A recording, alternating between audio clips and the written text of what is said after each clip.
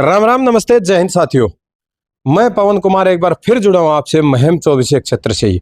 और महम 24 क्षेत्र वो क्षेत्र जहां की चुनावी सरगर्मियां बहुत तेज हो चुकी हैं और लगातार यहां का चुनाव उफान पर है और सभी पार्टियों के लिए टिकटों की मारामारी लगी हुई है।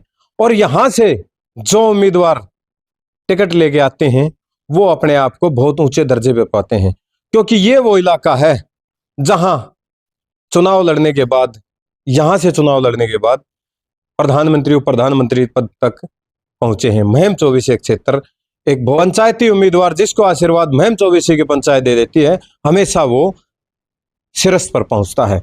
आज उसी लाइन में हमारे साथ समण गांव से कांग्रेस पार्टी की दावेदारी रखी है जिन्होंने, विकास सिवात जी, डॉक्टर विकास सिवात जी हमारे साथ हैं। नमस्कार जी सिवात साहब। नमस्कार जी, आपका स्वागत है, आपके चैनल के दर्शकों का भी स्वागत है। तो सिवात साहब, आपको दर्शक साथियों बता देना चाहता हूं सिवात साहब का व्यक्तित्व।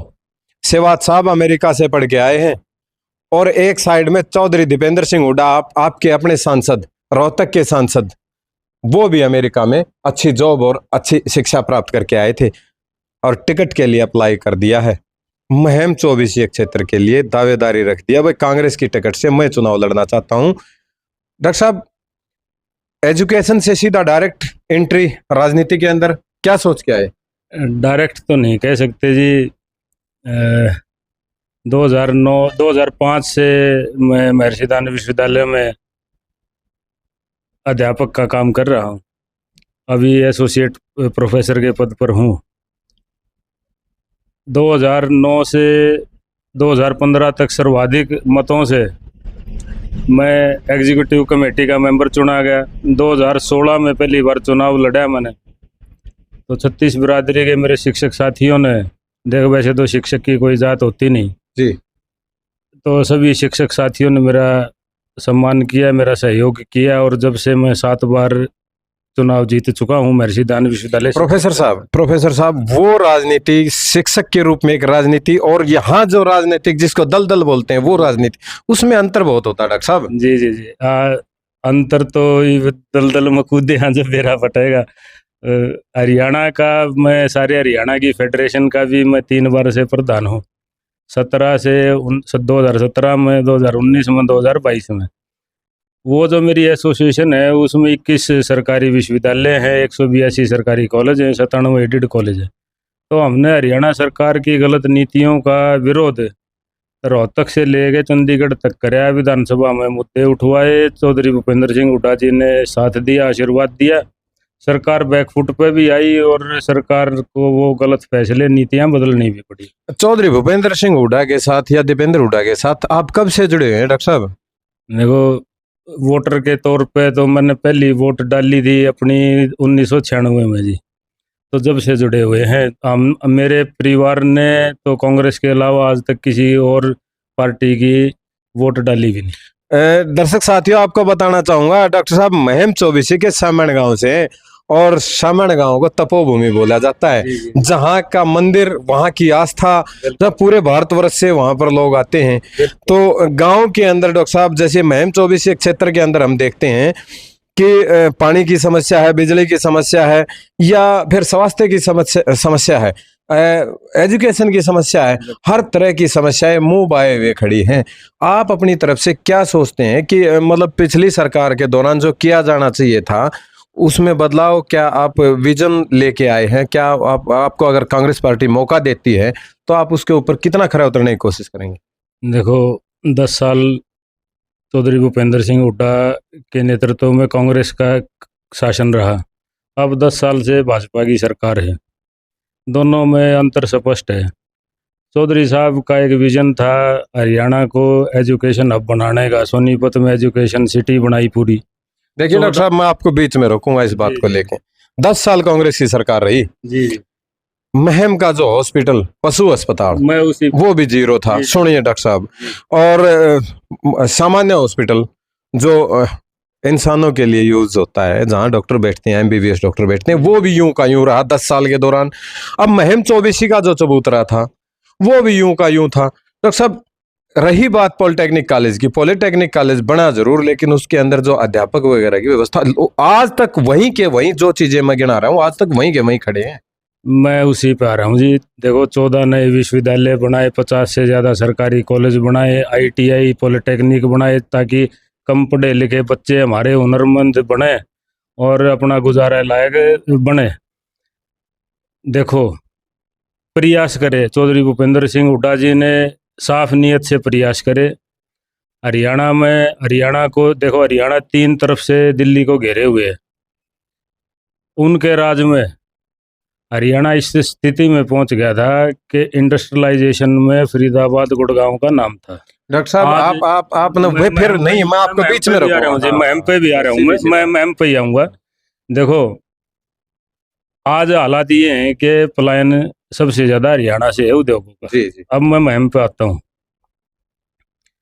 ये बात ठीक है कि चौधरी साहब के राज में हजारों स्कूल अपग्रेड किए गए, जी। मुहिम में 2 नए सरकारी कॉलेज खुले, पॉलिटेक्निक बना। हाँ, सरकारी अपना रोडवेज का डिपो भी बना। मुहिम के लिए अनेकों योजनाएं भी शुरू कराई गई। माननीय दीपेंद्र सिंह हुड्डा जी हवाई अड्डा भी लेके आए थे, जिसको बीजेपी ने और किसी क्षेत्र में हवाई बातों में बदल दिया उसको, बीजेपी की सरकार ने। बीजेपी ने हवाई बातों में बदल दिया। तो उनकी एक सोच थी कि विकास के रास्ते पे कैसे मुहिम को भी ले जाया जाए। मुहिम के प्रति हुड्डा साहब का भी और दीपेंद्र सिंह हुड्डा का भी विशेष लगाव रहा है शुरू से ही। तो उनका एक विचार था कि एयरपोर्ट आएगा तो नए सेक्टर भी कटेंगे, उसके साथ नए उद्योग भी आएंगे, बच्चों को रोजगार भी मिलेगा, क्षेत्र का विकास भी होगा, नए विश्वविद्यालय भी खुलते, नए कॉलेज भी आते। लेकिन उनकी सरकार जाने के बाद पिछले 10 साल में कथनी और करनी में बीजेपी के दिन रात का अंतर है। और स्कूलों का आज बेहाल स्थिति में है। महाविद्यालयों में शिक्षक नहीं हैं। यूनिवर्सिटीज़ में भी हाल ये है कि गेस्ट शिक्षक पढ़ा रहे हैं और वेतन देने के लिए सरकार की तरफ से पैसे नहीं आते हैं तो लेट से आते हैं, और विश्वविद्यालय बड़े गलत सी स्थिति में है आज। तो डॉक्टर साहब, डॉक्टर विकास क्या मुहिम का विकास लाने वाले हैं अगर मौका मिलता है? देखो टिकट की दावेदारी हमने करी है। शिक्षक साथियों की तरफ से निवेदन आया सारे हरियाणा के कि कम से कम एक शिक्षक साथी विधानसभा में पहुंचे ताकि शिक्षा का उत्थान हम करवा सकें। अगर मौका मिलता है, उसके लिए बहुत सारे पैरामीटर हैं, लॉयल्टी का भी है और बहुत सारे पैरामीटर होते हैं जी।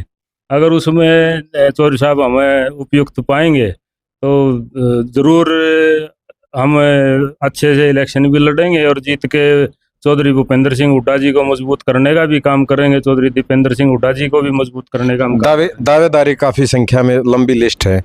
अगर मौका नहीं मिलता, पार्टी आपको मौका नहीं देती, तो अपने आप को कहाँ किस स्थिति में देखेंगे? कितने मजबूती के साथ, जिस मजबूती के साथ पार्टी की टिकट मांगने में लगे हुए, क्या उसी मजबूती के साथ एक बार फिर पार्टी के साथ काम करेंगे? उसी मजबूती के साथ हम पार्टी को मजबूत करने का भी काम करेंगे। जिस भाई को भी मुहिम से टिकट मिलेगी उसको जिताने का भी काम करेंगे ताकि सरकार में हमारी सहभागिता हो।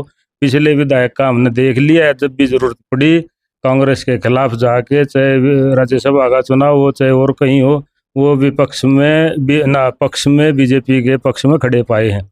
तो मेरी जनता से भी, मुहिम की जनता बहादुर जनता है, उससे भी निवेदन है कि ये पैसे वालों से अपना पीछा छुटवाएं। ये सिर्फ एक ही भाषा जानते हैं, लेना और देना। तो कहीं ना कहीं ये इनके खून में है। बिजनेस माइंडेड लोग हैं, आपका भला कभी नहीं करेंगे, आपको यूज कर रहे हैं। तो जनता मेरी समझदार है, कांग्रेस को मजबूत करें। हमारी सरकार बनने जा रही है। चौधरी भूपेंद्र सिंह हुड्डा, चौधरी दीपेंद्र सिंह हुड्डा के हाथों को मजबूत करें। हरियाणा फिर से विकास के पथ पर अग्रसर होगा, मेरी पूरी उम्मीद है। डॉक्टर साहब बहुत बहुत धन्यवाद। धन्यवाद आपका भाई, आपका भी, आपके चैनल का भी, आपके देखने वाले श्रोताओं का भी। तो बहुत बहुत धन्यवाद, आपने मुझ जैसे छोटे से कार्यकर्ता के लिए समय निकाला, मैं आपका आभारी हूँ। तो दर्शक साथियों, हमारे साथ जुड़े थे डॉक्टर विकास, और मौका मिलता है तो डॉक्टर विकास करने की उम्मीद भी रखते हैं। कांग्रेस पार्टी उनको कितना मौका देती है वो तो आने वाला समय बताए। एक बात और कहूंगा जी मैं, देखो विधायक का चुनाव तो पार्टी ने हुड्डा साहब ने करना है, लेकिन कुछ मुद्दे हैं जिन पे कोई भी विधायक बने उसको काम करना चाहिए। सबसे पहला मुद्दा है शिक्षा का, स्वास्थ्य का जी। दूसरा है स्कूलों का, गांव के इंफ्रास्ट्रक्चर पे ध्यान देना चाहिए। साफ पानी की व्यवस्था, पीने के पानी की व्यवस्था, जोड़ों के नवीकरण का पक्का करने की व्यवस्था उनको करनी चाहिए, ताकि पंचायत जो हमारी सबसे छोटी इकाई है, पंचायतों को मजबूत करने का काम करना चाहिए। सरपंचों को ज़्यादा से ज़्यादा पावर देनी चाहिए। अगर सरपंच विधायक के साथ मिलकर काम करेंगे तो हल्के के विकास को कोई नहीं रोक सकता, मेरा यही मानना है। बहुत बहुत करना चाहिए। बहुत बहुत धन्यवाद डॉक्टर साहब।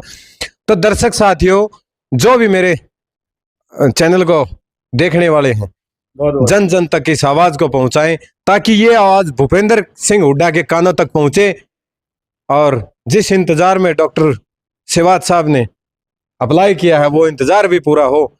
एक पढ़े लिखे और ईमानदार व्यक्तित्व को अगर हम विधानसभा में चुनकर भेजेंगे तो वो ईमानदारी के साथ आपकी आवाज उठाने का काम करेगा। आप सब एक आखिरी बात कहूंगा जी, हमारी तो महम पंचायत की चबूतरे पे एक बहुत बढ़िया एक सोच थी बड़े की, कि उन्होंने टिकट जब भी दी चबूतरे से पंचायती उम्मीदवार को, तो पढ़े लिखे उम्मीदवार को, पढ़े लिखे युवा को दी, ताकि मजबूती से अपनी बात रखे। बेशक विपक्ष में बैठे हों, लेकिन अपनी हल्के की बात को उठाने का पंचायती उम्मीदवार के रूप में जीतने के बाद सभी विधायकों ने काम करा था। तो दर्शक साथियों, जुड़े रहिएगा, बने रहिएगा। आप सभी का बहुत बहुत धन्यवाद। जय हिंद, जय भारत।